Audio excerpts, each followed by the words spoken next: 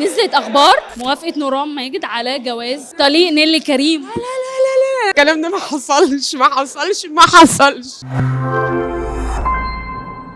احكي لي كده على المعجبين وعلى العرسان اللي عاملين يتقدموا. ايه الاحراج ده؟ ايوه الموضوع خرج عن السيطرة، مش عارفة اتصرف. اغرب معجب كتب لك كومنت او جات لك مسج؟ لا مش هقدر اقول. يعني والله بنسى، بس هو كلام كتير قوي يعني. هنتجوز امتى؟ ما اعرفش كده. دلوقتي انت وهشام عاشور قلبت الدنيا، انت عايزه اقول لك انتوا لحد دلوقتي ترند يا نوران.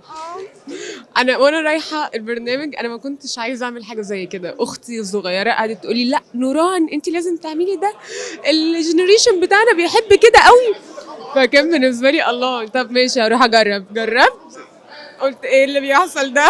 نزلت اخبار عناوين موافقه نوران ماجد على جواز هشام عاشور. حصلش الكلام ده، ما حصلش ما حصلش ما حصلش خالص. ما حصلش نهائي. هو كانت جيم لعبه، كنا بنهزر، فجاه جوزوني وطلقوني وكبروني وصغروني وعملوا لي حاجات كتير قوي. قلت لهم طليق نيللي كريم. لا الجمله دي كل ما بشوفها اقول لا انا مش عايزه اعمل عداوه في الحته ارجوكم. لا حرام ان انت تطلعي في برامج زي كده تاني. قررت ان انا ما فيش انترفيوز تاني. يعني انت سبيشال دلوقتي عشان اول خدت الجايزه وكده.